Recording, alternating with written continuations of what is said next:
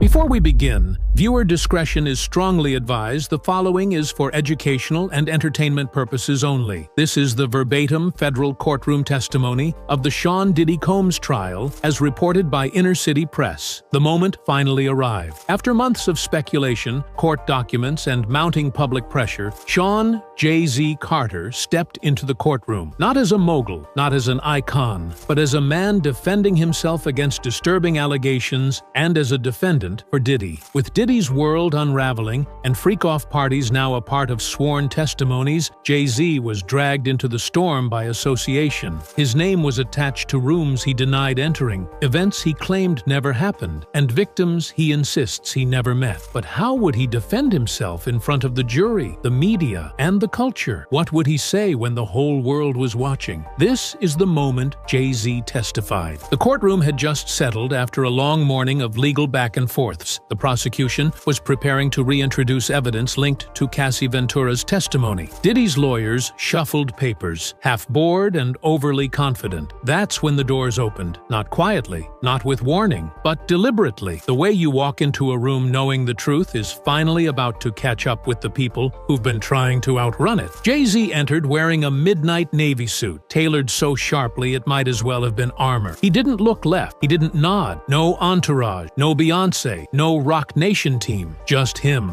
A living legend stepping into a courtroom that hadn't expected to see him. Not like this. Not on the witness list. Not under oath. Gasps filled the room. The gallery stood halfway in reflex. One journalist dropped her pen. Cassie Ventura, seated behind the prosecution, leaned in to whisper to her attorney. Even the judge raised her brows slightly. Diddy. He turned toward the entrance and didn't blink. His eyes locked onto Jay like he was watching a ghost he buried 20 years ago rise from the dirt. This wasn't planned. Not by the press. Not by the public. Jay-Z had requested a sealed session for his statement, but the court overruled it. Transparency. That was the ruling. And now, Jay was about to give the performance of his life. Not with lyrics, but with memory. He took the stand. He swore his oath. And the courtroom, filled with federal prosecutors, entertainment journalists, and attorneys who once negotiated million-dollar deals at brunch tables, leaned forward like they were listening to the first verse of a track they weren't supposed to hear. His voice, calm, controlled, but tight, like a rope pulled in both directions. "I want to make it clear," he began. "I came here because silence ain't an option no more." And with that sentence, everything changed. Because when Sean Carter speaks, not the mogul, not the rapper, not the billionaire businessman, but the man behind it all, it's not just a testimony, it's a reckoning. Jay-Z didn't waste time. He didn't come with denial as his opening weapon. He came with context, and that was even more dangerous. "Yes, I was invited to Diddy's events. Yes, I attended. But let me be clear, what I saw and what I was told were two very different realities." He said those words carefully, deliberately. His lawyers sat stiff. The defense looked confused. Was this helping them? Was he flipping? The answer would come slowly, piece by piece, as Jay-Z told the court something nobody expected. "I saw the setups, the NDAS, the confiscated phones, the back rooms with curtains. I never went in those rooms. I never signed those papers, but I knew." He paused. "I knew something wasn't right." That sentence broke the courtroom wide open, because it wasn't just an admittance of being present. It was an admittance of witnessing the mechanics of the machine Diddy allegedly built. A machine that Cassie, Dawn Richard, and others had described in excruciating detail. Jay-Z turned toward the jury. "You see, in this industry, there are parties. And then there are parties. And the ones I was at, the ones I started walking away from, those weren't parties anymore. They were systems, designed experiences, the kind that aren't about fun. They're about power, control." The prosecution asked, "Did you ever witness anything criminal?" Jay-Z hesitated. Not directly, but I saw enough to know I shouldn't be there." He described one event in 2015, a party in Miami, supposedly for Christian Combs' birthday, where he says things got strange. "They had masks," he said, "like real masks. One man walked past me in leather with nothing but high heels on. People laughed. I didn't, because I knew that man looked scared." Jay-Z said he left early that night. He said he called a driver and didn't wait for the scheduled car service because "I didn't want my name attached to whatever that was." Then the prosecution dropped the photo. A leaked image, blurry but authenticated, of Jay-Z Diddy, LeBron James, and Beyoncé in a room with a man in a latex mask kneeling on a velvet pillow. Jay-Z looked at it in silence. "I saw that moment," he said. "I was told it was performance art. I didn't laugh. I didn't stay." He looked at Diddy. "You knew people trusted you. You used that." For the first time, Diddy's jaw dropped. Then came the part that turned Jay-Z's testimony from damage control to destruction. He told the court about a private conversation he had with Diddy in late 2018, just after whispers of investigations started circulating in the industry. According to Jay, Diddy called him to get ahead of something. "He told me, 'They're coming for me. You gotta be careful who you stand next to.'" Jay said he asked Diddy point blank, "Did you do anything I can't come back from?" And Diddy allegedly responded, "It's just parties, Jay. Just experiences. Nobody gets hurt unless they wanna." Jay's voice cracked slightly. "That was the last real conversation we had." He looked at the courtroom. "I stopped answering his calls after that." Jay said he began distancing himself, skipping Revolt events, pulling out of collaborations, even instructing Rock Nation reps to keep our brand away from whatever Puff's got going. Then the prosecution revealed something else. An email exchange between Jay-Z's legal counsel and an anonymous party from early 2020, in which Jay's team is warned that NDAs from past events might be weaponized against those who were present, even if they weren't involved. Jay nodded. "I knew what that meant. They were going to use silence as a shield. I wasn't about to get caught behind it." He finished the third part of his testimony with a sentence that made headlines before the court even recessed. "He used to be my brother, but now I see who he really was and who I almost became by standing too close." The room was silent, and the fallout just beginning. As Jay-Z sat forward in the witness chair, his hands folded, his voice came out strong, but undeniably emotional. The courtroom had already been rattled by the allegations and rumors circling the trial, but now the weight shifted. Jay-Z wasn't just here as a celebrity being dragged into another scandal. He was a husband, a father, and a man defending everything he had built. "I need to speak about my family," he began, looking directly at the jury. "Because when my name gets dragged, so does theirs." The room was silent. Jurors leaned in. Reporters stopped typing. Even Diddy, who had been scribbling notes on his legal pad for most of the morning, looked up. Jay-Z described the toll the accusations had taken on Beyoncé and their children. "Blue Ivy's old enough to read headlines now," he said. "She came to me asking what a freak-off was. That's not something a father should have to explain." He described how, after the initial lawsuit named him, reporters swarmed outside their home. Paparazzi camped outside Blue's school. Headlines blurred fact and fiction, turning his life into a tabloid war zone. He continued, "My wife has stood by me through everything. But this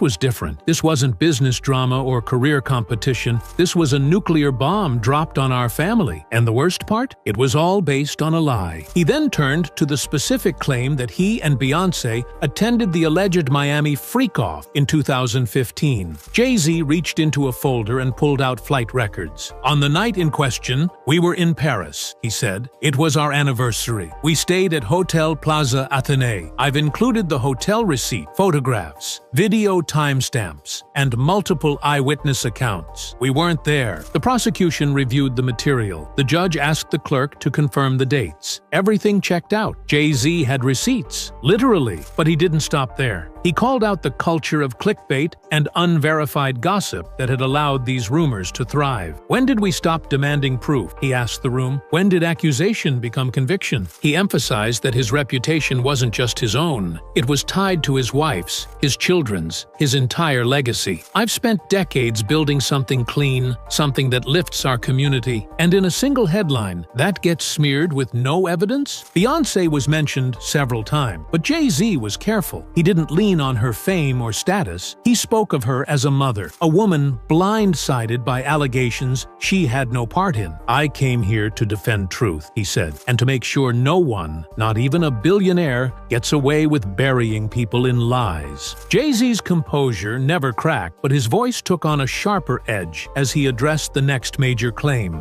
the infamous Miami party, hosted at Gloria and Emilio Estefan's mansion, where he was allegedly seen by multiple multiple witnesses during Diddy's alleged freak-off event. "I want to be very clear," Jay-Z began. "I have never, in my entire life, attended a party at Gloria Estefan's house. Not in Miami, not anywhere." He unfolded several documents, a timeline of his activities from that week, supported by security detail logs, transportation manifests, and charity event programs. He walked the court through every hour of the date in question. "On the night of the alleged party, I was in Los Angeles. I was attending a charity dinner hosted by the Sean Carter Foundation at the Peterson Automotive Museum," he said. "Here's my speech transcript. Here's the guest list. Here's a photograph with the mayor." The evidence was irrefutable. The court clerk displayed a screen showing the security log of the museum, which captured Jay-Z's entrance and exit down to the minute. But the part that hit hardest wasn't the proof. It was the breakdown of how these rumors got started. Jay-Z called out the vague phrasing in lawsuits and the power of innuendo. "You don't need a lie to be loud," he said. "You just need it to be repeated." He explained that his name had been attached to these rumors not because of any witness, but because of a pattern of him attending Diddy's events in the past. "That's what this has come to? I once went to a brunch, so now I'm complicit in everything this man's accused of?" He told the jury that the media narrative had spun wildly out of control. "They printed that I was seen in a place I've never been, and that one sentence turned into dozens of articles, thousands of tweets, and irreparable damage." Jay-Z's team submitted a report showing how many news outlets had repeated the same false claim. Not one reached out for comment. Not one tried to verify. As the judge acknowledged the validity of the records, Jay-Z looked toward the prosecution and said plainly, "If you're going to drag a man into a trial this big, you better have more than gossip and guesses." The final stretch of Jay-Z's testimony took a darker, surreal turn as he addressed the ocean of conspiracy theories that had swirled since Diddy's downfall began. He shook his head, glanced at the jury, and said, "I've been called a lot of things in this industry, but Illuminati puppet, master manipulator, murderer by association, that's a new one." He acknowledged the internet frenzy, how TikTok accounts had posted deep dives connecting him to everyone, from Harvey Weinstein to R. Kelly to Jeffrey Epstein. "They say where there's smoke, there's fire," he said. "But sometimes the smoke is just fog machines and YouTube edits." Jay-Z brought up specific accusations that he was involved in Aaliyah's death, that he helped orchestrate the deaths of Michael Jackson and Tupac, that he paid off people to stay silent about Diddy's freak-offs. "Not one of these has been backed by a single shred of evidence," he said, "but they get repeated because it sells." He then took out a printed Reddit thread, one with thousands of upvotes speculating about his supposed inner circle with Beyoncé and Diddy. He held it up. "This is what passes for journalism now?" Jay-Z explained how the theories had begun affecting real people. "I've had family members get followed, business partners backing out, even death threats, because someone on the internet connected dots that don't exist." But then he did something unexpected. He admitted that silence may have made it worse. "I didn't speak up sooner because I thought the truth would be obvious, but maybe I underestimated how fast lies travel when they come with good production value and ominous music." He ended his statement by saying,